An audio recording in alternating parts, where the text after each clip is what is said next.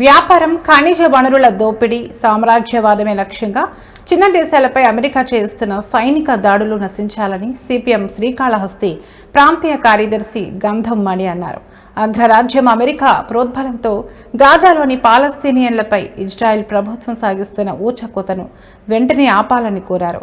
పాలస్తీనియన్లపై Israel చేస్తున్న పాశవిక దాడులకు వ్యతిరేకంగా స్థానిక అంబేద్కర్ సర్కిల్ వద్ద వామపక్షాల ఆధ్వర్యంలో మంగళవారం నిరసన తెలిపారు. గంధం మణి మాట్లాడుతూ పాలస్తీనాపై 20 మాసాలకు పైగా ఇజ్రాయెల్ చేస్తున్న దాడుల్లో 55,000 మందికి పైగా పాలస్తీనియన్లు మరణించారని వాపోయారు. వీరిలో చిన్నారులు, మహిళలు, వృద్ధులు అధికంగా అసువులు బాసారని ఆవేదన వ్యక్తం చేశారు.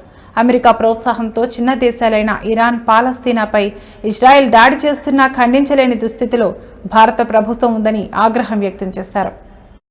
దాడులకి నిరసనగా ఈ రోజు 9 వామపక్ష పార్టీల ఆధ్వర్యంలో శ్రీకాళహస్తిలో నిరసన కార్యక్రమం చేపడతా ఉన్నాము.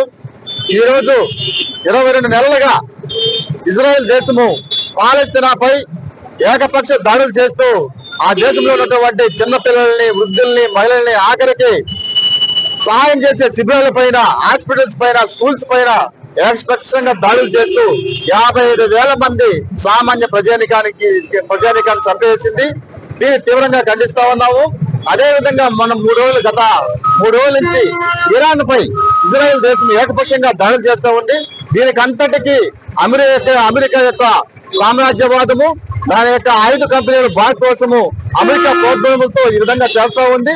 ముఖ్యంగా పాలస్తీనాకి సంఘీభావంగా భద్రతా మండలిలో ప్రవేశపెట్టిన తీర్మానానికి